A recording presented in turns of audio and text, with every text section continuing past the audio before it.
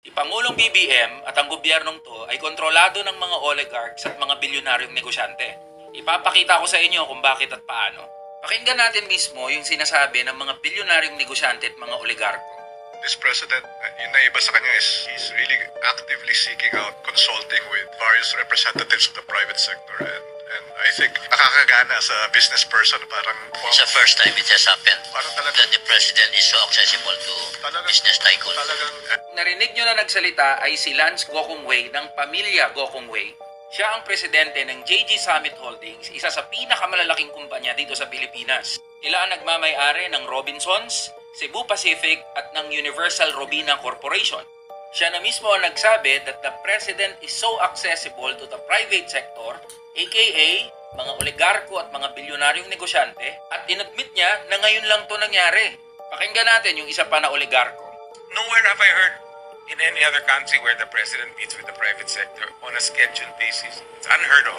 When the president really listens to you. Yung narinig nyo naman na nagsalita ay si Sabin Aboitiz. Siya ang presidente at chief executive officer ng Aboitiz Group, isa sa mga kumpanya na nagkokontrol ng kuryente sa bansa natin. Sa bibig niya mismo nang galing na dito niya lang naranasan sa Pilipinas na yung presidente ay regularly nakikipag-meet sa private sector, aka mga bilyonaryong negosyante at mga oligarko. Pakinggan pa natin yung isang bilyonaryong negosyante. Pinatawag nga niya ako nung natapos yung public bidding, nung nanalo na ako. Sabi niya, Mon, paliwanag mo nga sa akin yung timeline kung paano mo gagawin at anong gagawin mo. Bira yun, ha? Nag-accept pa siya ng oras para pag-usapan yun. Because of BBM, the investors' confidence are very strong. Yung narinig nyo na nagsalita ay si Ramon Ang. Tao yan ng mga kuwangko, ni Danting Kuwangko. Siya ang Chief Executive Officer at largest shareholder ng San Miguel Corporation. Alam naman natin ano ang San Miguel Corporation.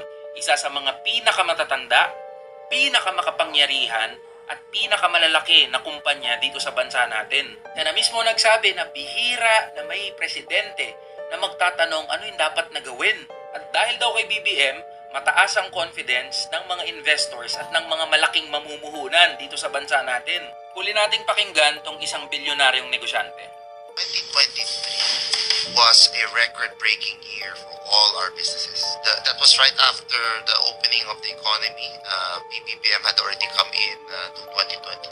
Then 2023, that was, I think, the full recovery already. You saw na all our businesses were on all-time high, even higher than pre-pandemic. Yung narinig nyo na nagsalita ay si Kevin Tan. Siya ang Chief Executive Officer ng Alliance Global. Sila ang nagmamay-ari ng Mega World,